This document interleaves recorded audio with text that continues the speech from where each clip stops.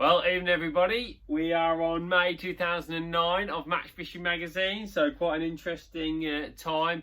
This is probably a little bit early, about 6-8 weeks before usually is what you're looking at by the time they come out.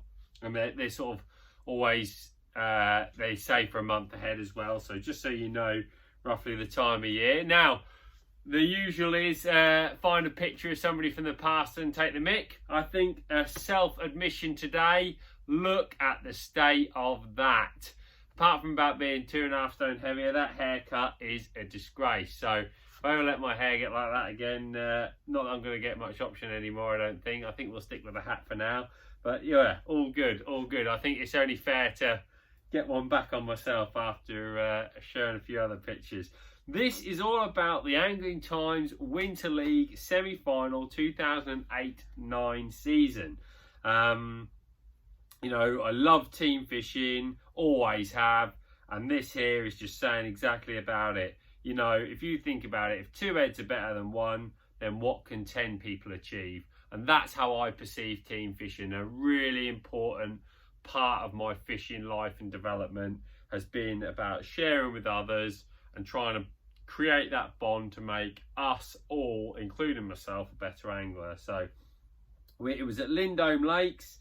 There was a real buzz about it at the time because actually at this little time I think they did like maybe 3 semis, north, middle, south, or it was a year sort of they did something like that.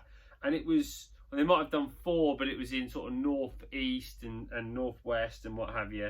And it was 2 teams from each league went through to the same semi, so there was some rivalry there, which was really good. Laurels and Willows was my first outing of one of the practice matches, and this was really interesting because great time for the team. I was fishing with Joe a lot, and Joe had actually been on the Open on the Sunday that I couldn't make. And when I went on this match on Laurels and Willows, he told me that he caught a few fish on chopped worms in the late part of the session. He said, look, it was really weird. I caught a few trout like right at the end when I put some worms in.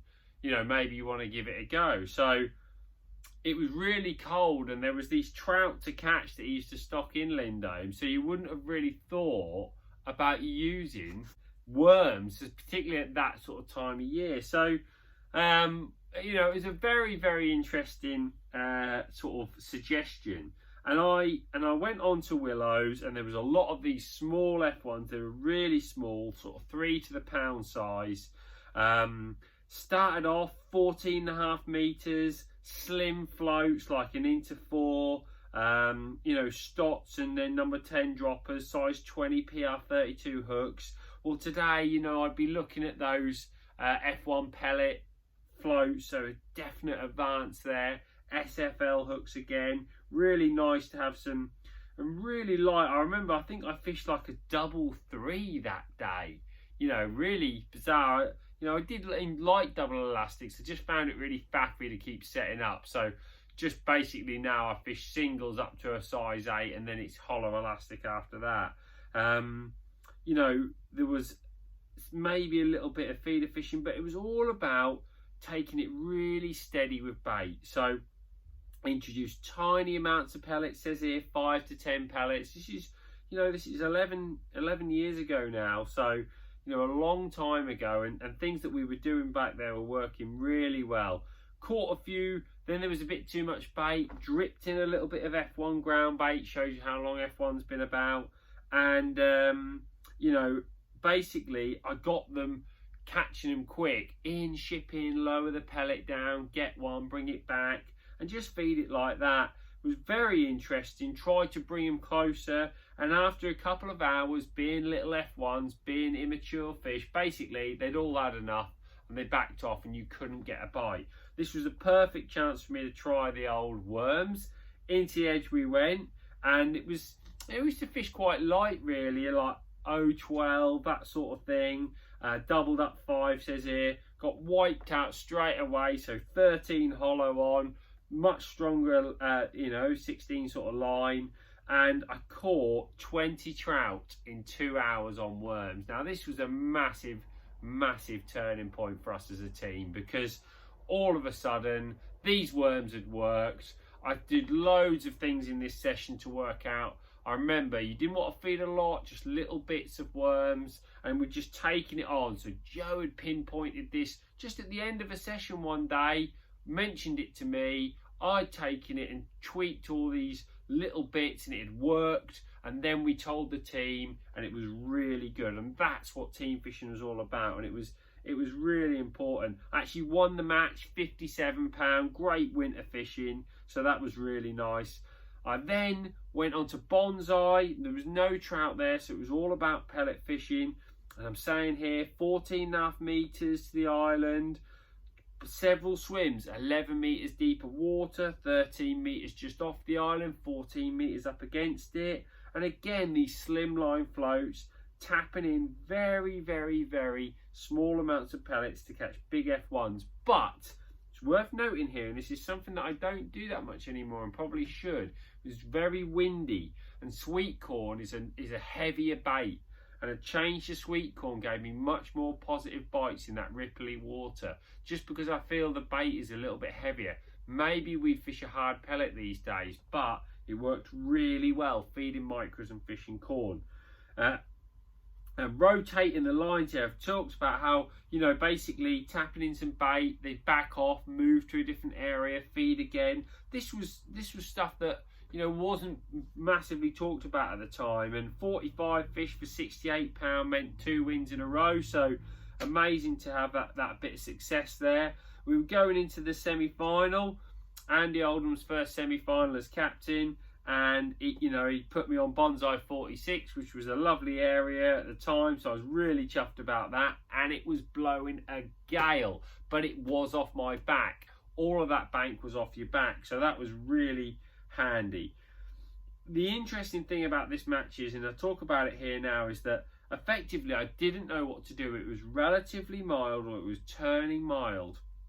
And, did I fish with pellets because it's windy? Should I be fishing with maggots? And I actually said to Brett Clark, stuff the pellet, it's a maggot day. And then 5 minutes before the start, bottled it and started on pellets nonetheless. So I thought, if I start on pellets and it doesn't happen and I can't control it, I can switch to maggots.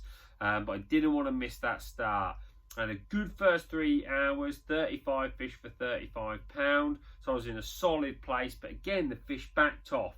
Then we were using little tiny feeders. Now these days, definitely be looking at that ICM. That ICM pellet feeder is just absolutely brilliant. So I'd be using one of them, but we were using little inline cages that we sort of made up at the time using cotton buds. We used little plastic cut off tubes inside cage feeders to get these little inline feeders. It was all really faffy, but it worked. Short little hook lengths. Got me to 44 fish, and then towards the end of the session I started loose feeding. So look how I've made the most of that session there. Pole, then feeder, and then I've been loose feeding casters on the pole whilst on the feeder, and caught 3 or 4 big eyed, 3 or 4 big F1s in the last hour shallow.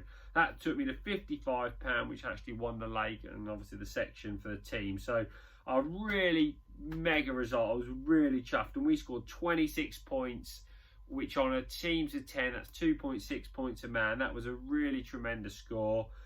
We had a great, real turning point, I felt, as Andy took over. Several of the younger lads were coming through. We had some fantastic experienced guys in that team, such as Tommy and Alan, and it was all sort of coming together really well and really paying off. Brown and Quaker snuck in there ahead of their Cleveland rivals at the time, and Wibbsy actually took the 3rd spot. So really interesting, and it was a brilliant time. And I finished this piece by saying that we're back on the Neem for the final this year, and I hope there's not more heartache in store, which was obviously a reference to a few pieces ago when I talked about that horrendous final I had on the Neem where we didn't win, and after such fantastic results in the practice matches.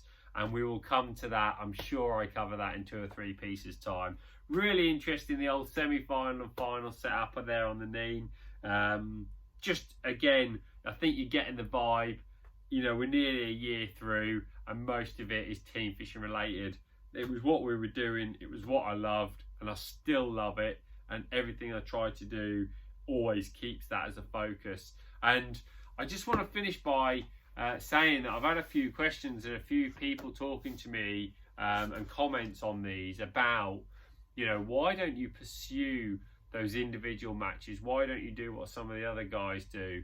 And the main reason for that is because I think whatever you do, whatever you're doing, you should do what you thoroughly enjoy and what you believe gives you the most satisfaction. I personally enjoy those big individual matches, and if I get a chance to fish some, I will, but I won't make it my sole focus. I'm fishing with a bunch of guys that truly are amazing, really great guys. I love my team fishing, I love fishing the feeder, and all of that builds to international style, which I believe is the peak. I really do think that, and that's always my goal. So if I'm fishing at the world level, that is for me my driver, and that is why I say it's so important that you do what your focus is and what you enjoy doing, because don't get me wrong, we're in a golden era in match fishing in terms of big money matches. It's amazing, and the guys who are doing it and great success are brilliant. They are fantastic anglers, and then the other guys who choose to do a different row are equally brilliant, and they pursue something else. And it's all about, and it's no different, you might like carp fishing, sea fishing, fly fishing, whatever it is, whatever makes you happy, that is why that is the type of fishing I do. And I just wanted to touch on that to close for tonight's piece. I hope you've enjoyed it. I'll be back again in the not too distant future with the next article.